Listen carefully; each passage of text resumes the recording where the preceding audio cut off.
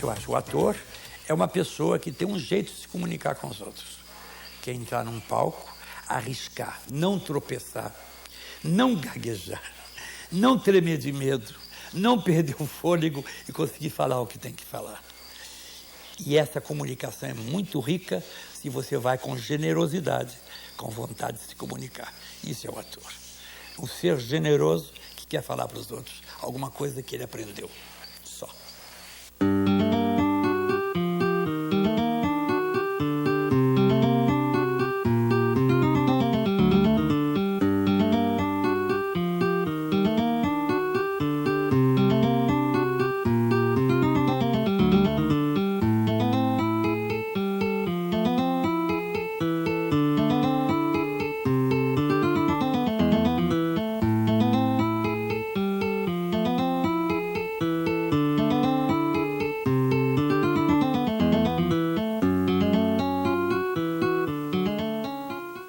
Sou formado em medicina, me formei pela Faculdade Nacional de Medicina em 1948. Mas acontece que no 4º ano de medicina, um dia, na Escola Nacional de Música, uma moça chamada Jerusa Camões, do Teatro Universitário, me viu passar no corredor e disse assim: vem cá, rapaz, você vai ficando muito simpático, não quer fazer teatro com a gente? Olha, eu nunca tinha pensado nisso. Mas a coisa estava tão dentro que bastou esse convite assim que no dia seguinte eu já vinha com a peça decorada que ela me deu e já estava no grupo. Acabei não fazendo aquela peça, mas eu estreei em novembro de 45 no Teatro Municipal Romeu e Julieta, Shakespeare. É uma brincadeira, quer dizer, eu estou brincando, eu não vou fazer teatro, né? Eu vou ser médico mesmo. Mas em 47 o Pascoal abriu com o Teatro Estudante testes para fazer o Hamlet. E lá os amigos começaram: vem conosco, vamos fazer o teste, vem participar com a gente da brincadeira. E eu fiz o teste ganhando os papéis. E eu cheguei a escolher: não vou fazer o Laertes, não, porque é um papel muito bom. Quero fazer o Horácio, que é um papel menor, porque eu não vou ser ator. Agora, a história vem antes. Eu tinha 10 anos, 12 anos de idade, eu ia ao cinema, arrumava os bonequinhos de madeira e representava para os meninos da Redondeza o filme que eu tinha visto. Depois comecei a fazer cartazes, botava na varanda da casa o cartaz anunciando o filme que eu ia representar, fazia todos os papéis, fazia todos os bonequinhos. Mas ninguém em casa estava nunca disposto. Imagina nos anos 40 e poucos que o filho tem uma vocação artística. Não existe na cabeça das pessoas. Foi preciso que eu sofresse toda a trauma de estudar medicina até o final. Eu era obstetra, fiz muitos partos, trabalhei na Santa Casa, no pronto-socorro, costurei gente, salvei gente de morrer, fazia tudo isso e não me apegar à medicina apesar disso. Isso aqui é mais difícil. Porque se eu não tivesse feito nada, eu fiz muita coisa dentro da medicina, no meu tempo de estudante. Mas eu descobri com facilidade que a medicina não me atraía bastante. Isto é, o lado científico da medicina não me prendia. E quando o teatro surgiu, foi aquela coisa terrível, porque aí eu tinha dificuldade de faltar o ensaio, não de faltar a aula. E eu me formei no dia 2 de janeiro de 1948 e o Hamlet estreou dia 6 de janeiro de 1948. E um dia eu estou representando, já formado, o Hamlet em São Paulo, meu pai aparece lá e diz: como é, o doutor Sérgio Brito, esqueceu, né? Está aqui representando em São Paulo. Eu vou tomar uma decisão essa noite. No dia seguinte de manhã, eu disse: olha, medicina, bye bye. Eu vou fazer teatro de alguma maneira. Não sei se como ator, não sei se como diretor, como escritor, crítico, contra-regra, qualquer coisa. Mas eu vou fazer teatro porque eu sinto que é a minha comunicação. A minha maneira de existir é teatro. E foi assim.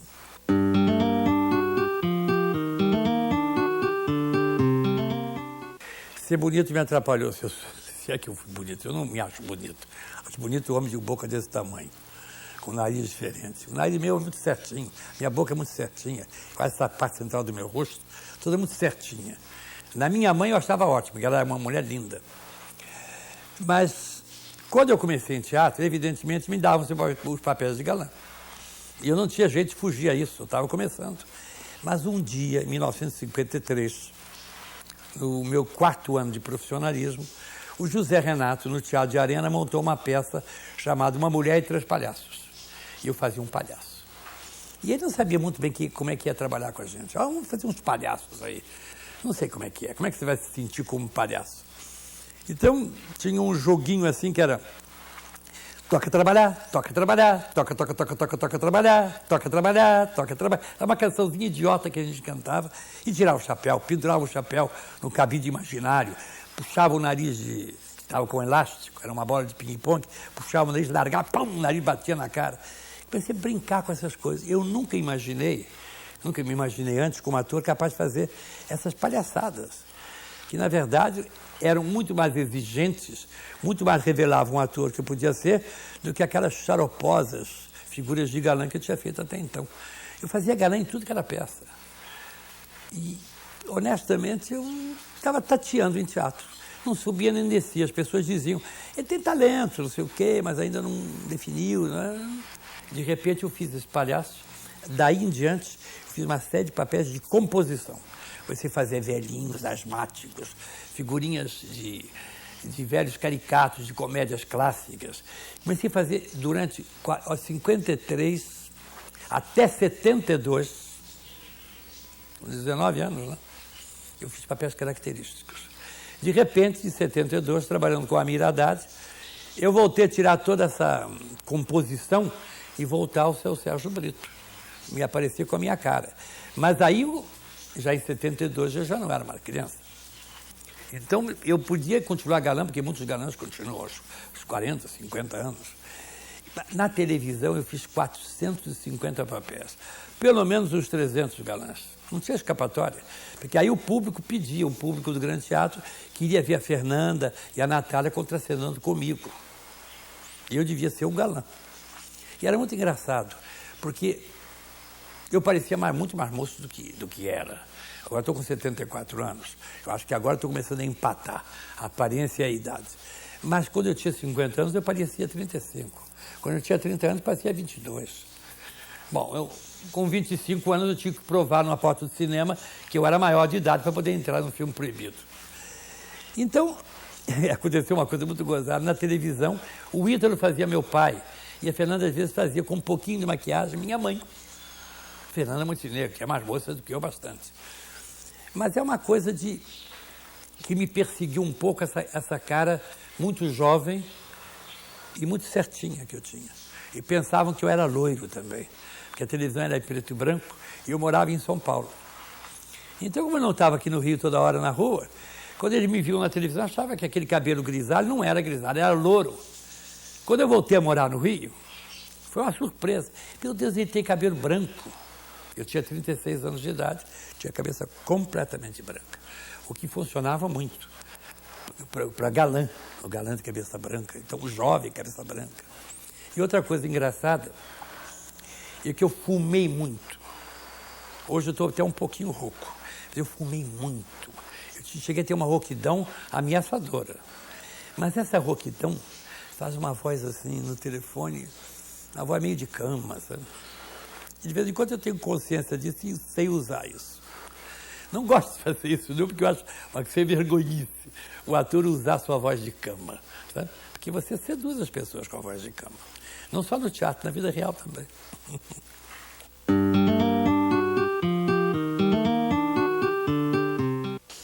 Como ator, eu acho que não tem influência, não. Não tenho. Como diretor, devo ter, né? É muito difícil que você não tenha. Eu não digo tanto influência do jeito de dirigir, porque eu acho que eu tenho um jeito bastante especial. Eu ataco o texto muito sobre o ator, eu gosto muito de falar sobre a peça, sobre o que ela significa. Lógico, muitos diretores meus eram assim. Mas eu acho que o que mais fixa na cabeça de um diretor não é tanto o estilo de um diretor, de um outro diretor, e sim certas imagens que ele vê, ou num filme, ou num palco, e quer tentar reproduzir outra vez, do seu jeito, mas que é aquela imagem, porque aquela imagem impressionou. Então a gente, eu acho que é perseguido, num tempo em que a mídia não é tão violenta, né? A comunicação é tão forte, a gente tenta reproduzir imagens que impressionaram a gente.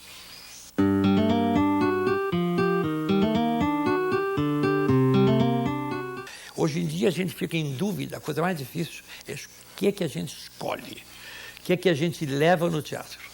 O povo brasileiro, eu sempre ouvi dizer, eu quero no teatro ver uma coisa que me alegre, a vida é muito dura, eu quero me divertir, eu quero rir.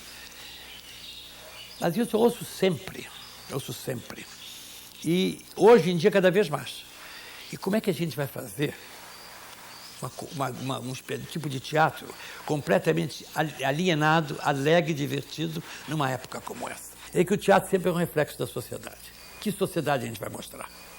Essa sociedade terrível que a gente vive, que as pessoas pensam 99,99999 em sexo. Sexo incluindo consumo de sexo, consumo de roupa, consumo de comida, consumo de bebida, consumo de droga. A sociedade brasileira está nessa, praticamente nessa. Que teatro vai refletir e contar sobre essa sociedade? E se contar, tem gente para assistir? E quem vai escrever sobre isso? Precisa ser um escritor bom para burro. Porque, geralmente, quem tem conseguido falar um pouco dessa sociedade são os comediógrafos, pessoas que realmente não fazem teatro dramático, fazem mais comédia, como Mauro Razzi e Falabella. Eles fizeram comédias que falam um pouco disso. É mais superficial, é a comédia, você ri da coisa. E parece que passa rápido. Ninguém vê que aquilo reflete uma realidade absoluta horrível, porque é horrível. Então, o teatro brasileiro é um impasse. Como o brasileiro está diante de um impasse. A gente não sabe nem quem atacar. Quem é o nosso inimigo? Antigamente era o governo. O inimigo maior do Brasil é a indecência do brasileiro. A amoralidade, a sem-vergonhice, os crimes não punidos. Mas isso também o teatro vai revelar como. Quem é capaz de escrever isso? Quem é capaz de assistir isso?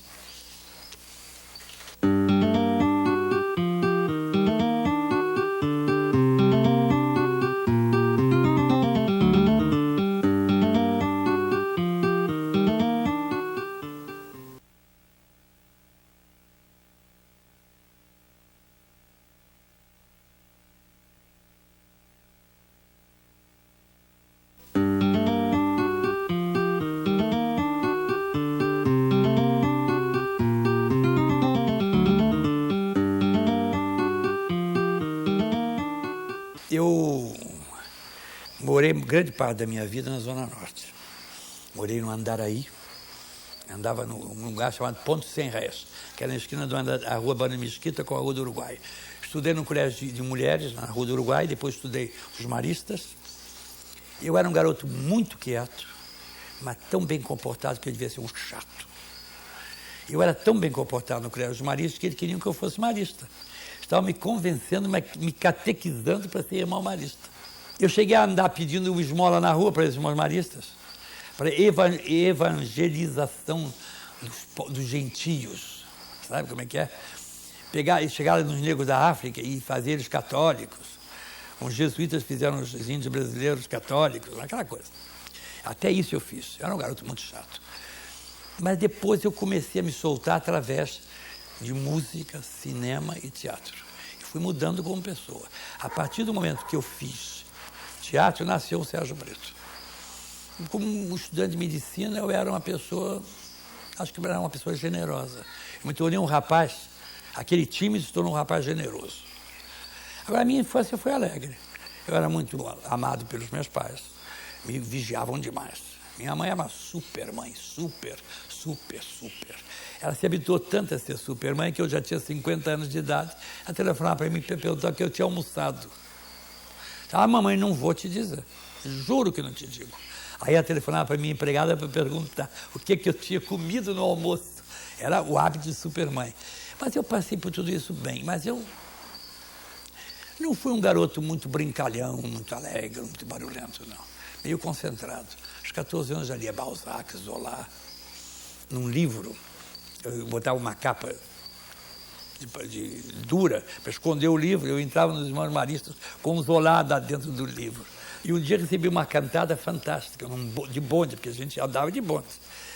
Sentou do meu lado uma mulher sedutora, uma mulher fantástica. Assim. Eu tinha, 13, 14 anos, mas engraçado. Eu cresci muito rápido. Depois eu fui equilibrando e parecia mais moço. Mas de início eu parecia mais velho. E a mulher começou a me olhar e viu que eu estava lendo Emílio Zola. Um garotinho de ginásio lendo Emílio Zola, a mulher se derramou. E eu não percebi, bobeei. Porque ela me mostrou um caderninho com telefones. Tinha telefone de gente famosíssima lá dentro. Eu me lembro que tem até o Oswaldo Aranha. Ela mostrou para mim nitidamente o telefone. Ela estava dizendo qual era o métier dela, né? Queria quase que eu tomasse nota do telefone. Mas de repente ela perdeu a paciência, porque eu bobiei muito, ela desceu do bonde e foi embora. E foi assim que eu não estirei cedo.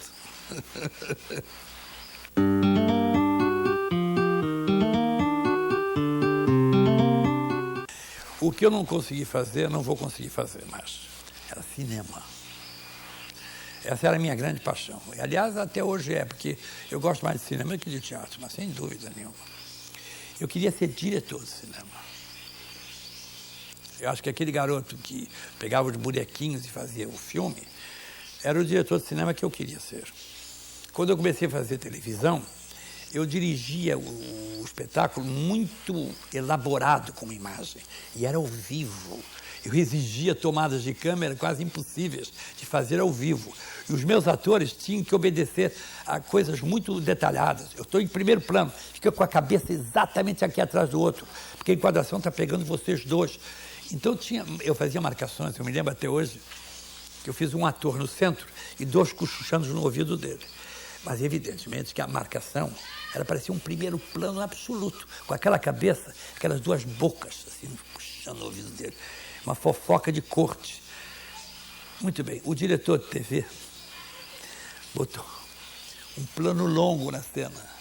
Os 3 atores, coitados, ficaram numa situação ridícula, porque o do centro estava sendo encoxado pelos 2, um de cada lado, e os 2 de cada lado pareciam 2 figuras muito afeminadas, porque a posição que eles ficavam para fazer aquela marcação era de um ridículo atroz. Mas eu tinha concebido a marcação para parecer aquelas bocas daqueles ouvidos. Uma coisa meio Eisenstein, sabe? Uma coisa assim. Muito infantil da minha parte querer fazer isso na televisão. Mas, no fundo, era o meu sonho de fazer cinema. Passou. Eu cheguei a trabalhar em cinema, na Multifilmes e na Maristela, na época da Vera Cruz. Eu trabalhei com diretor de diálogos, eu fiz roteiros, eu trabalhei como assistente de direção, como diretor de ator. Trabalhei com vários métiers de assistência. Fiz alguns papéis em cinema. Mas, de repente, o teatro começou a me dar oportunidade, o teatro começou a me chamar e o cinema foi largado de lado. E agora, honestamente, eu acho que não é mais tempo de começar.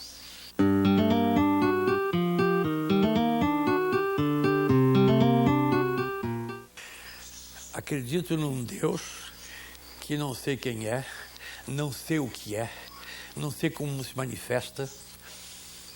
Se ele criou esse imbróglio, essa confusão que é o mundo, será que ele não está arrependido? As igrejas, cada uma diz alguma coisa. Tem os que se baseiam na Bíblia como se fosse uma palavra absoluta. Uma coisa terrível, a média de sua fé de táxi, tudo com Jesus é o teu mestre, Jesus te acompanha.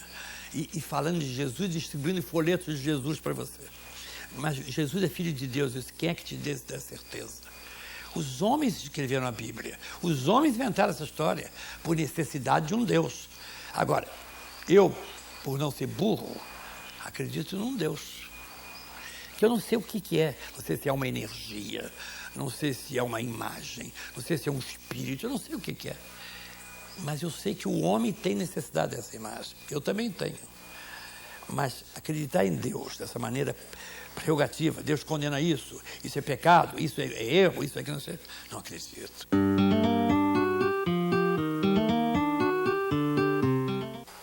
Geralmente me lembram, já, porque já tenho bastante idade, eu faço 51 anos de teatro, 74 anos de idade, já me lembro como uma pessoa muito séria, muito estudiosa, meio convencional, que ficou meio retardado no tempo, que talvez não tenha evoluído. Eu quero que me lembrem como uma pessoa não tão séria, não tão estudioso, uma pessoa que se deixou embalar pela essa história de teatro e foi em frente com a cara e a coragem. Experimentei tudo que foi possível. Aos 50 anos de idade, fiquei nu numa peça de Vitor Garcia, 1h20 minutos. Nu, pelado todo o tempo. E não era mais a idade de mostrar a barriguinha, porque a barriguinha já não era mais bonita. Eu quero que me lembrem como uma pessoa meio light. É isso aí, light.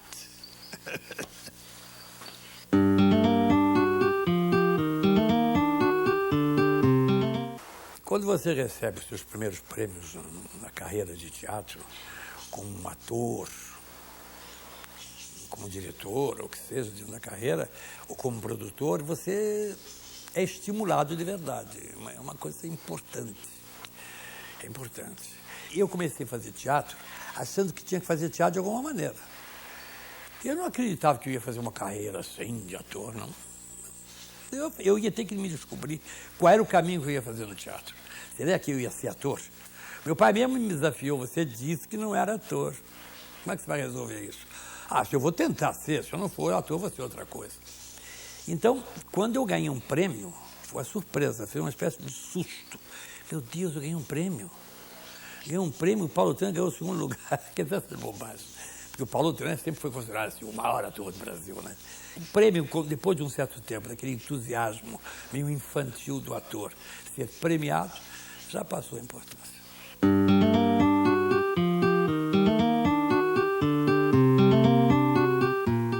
Na verdade, quem entra em cena não é um personagem, é você, ator, fazendo um personagem. E eu cada vez sou mais convencido disso. Antigamente eu me preocupava muito em cada papel ser completamente diferente do outro. Hoje eu não me preocupo mais com isso, não. Eu quero entrar Sérgio Brito mesmo, emprestando a minha paixão, o meu humor, a minha gozação, a minha sensualidade ao personagem que eu faço. Mas eu não estou pretendendo ser personagem coisa nenhuma. Sou eu fazendo aquele personagem. Uma pessoa que sempre teve um grande entusiasmo pela vida, enfrentando sempre muitos problemas. Todo mundo sempre me vê assim como uma pessoa de muita sorte. E mas como ele tem sorte, ele consegue tudo, olha aí. Eu queria que eles chegassem perto para ver como é que eu consegui sempre isso. Lutando, lutando, lutando. Eu acho que o Sérgio Brito é um carregador de carga do Cais do Porto fazendo teatro. Mas não me queixo, não, porque eu ainda tenho prazer. Só tenho medo de perder esse prazer. É o único medo que o Sérgio Brito tem.